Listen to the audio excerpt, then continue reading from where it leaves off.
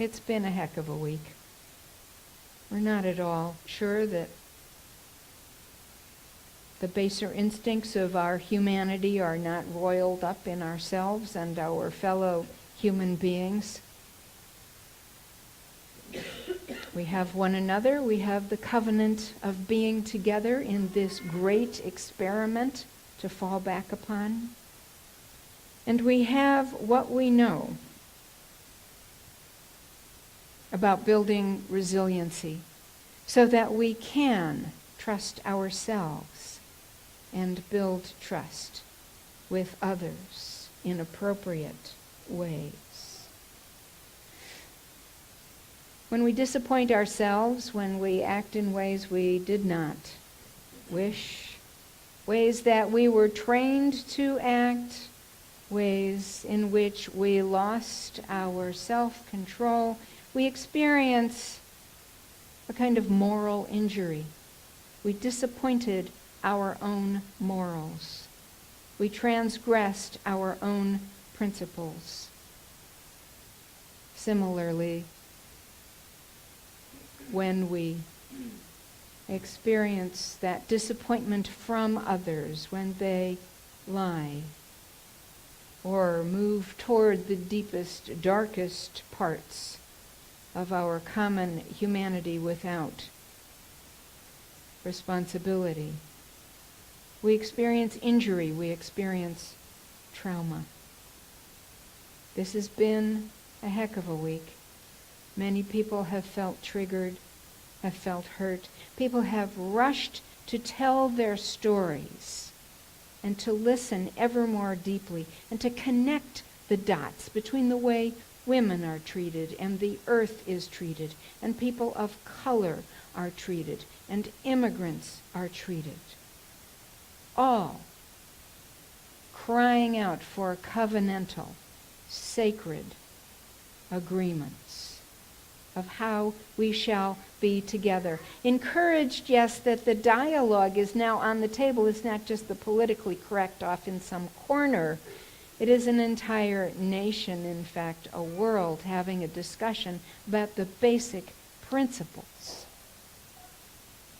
by which we choose to conduct our lives, personally, as communities, as a nation, as a world. So we learn as we deal with moral injury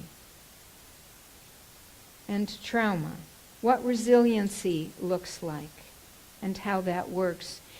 The psychologists and spiritual leaders tell us first to remember the bottoms of your feet. Can we remember the bottoms of our feet here for a moment? Feel grounded. Feel ourselves upon this earth, held tight by the molten core of our planet, keeping us warm and here and grounded.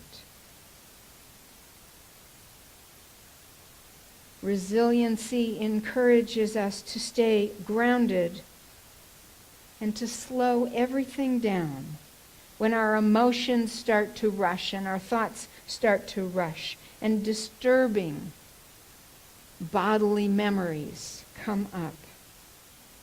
To slow everything down and listen to the rain.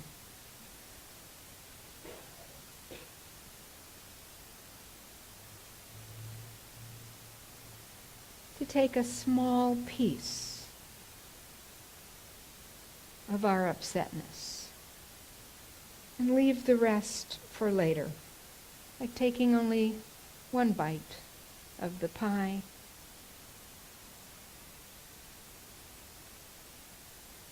Feeling our feet on the ground and slowing it down.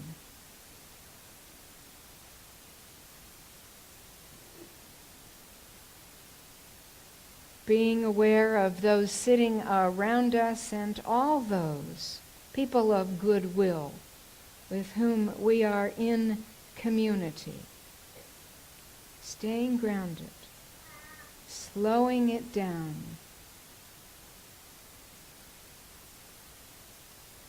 remembering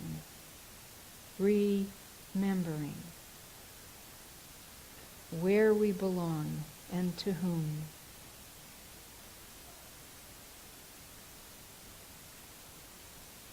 To be resilient is to stay functioning, managing our own upsetnesses, triggers, moral responses.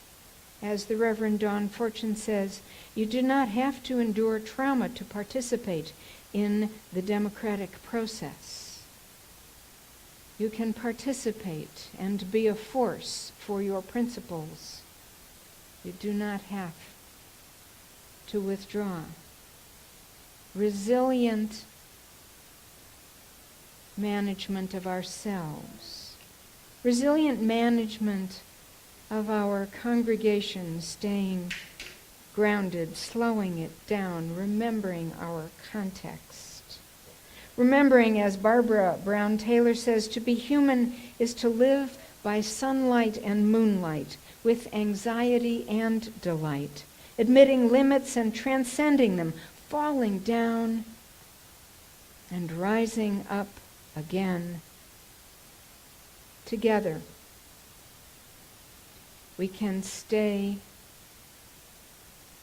functioning, a force among forces in the world, building our resiliency. The Reverend William Barber,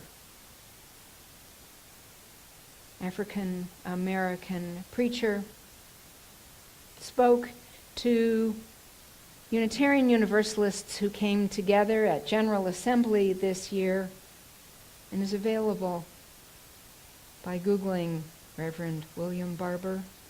He started Moral Mondays, which were expressions of community determination to reinstate our moral core.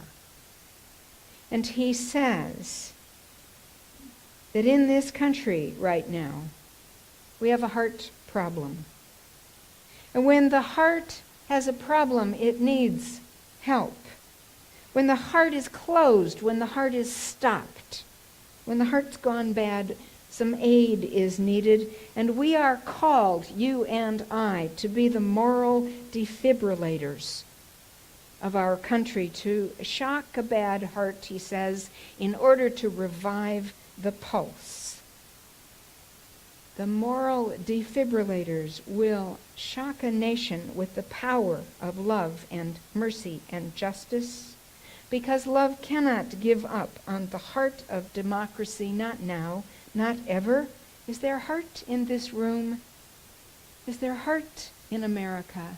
Is there heart left to rise up and bespeak not progressive versus liberal versus fundamentalism versus liberal, but bespeak right and wrong for a moral revival within ourselves and in our democracy?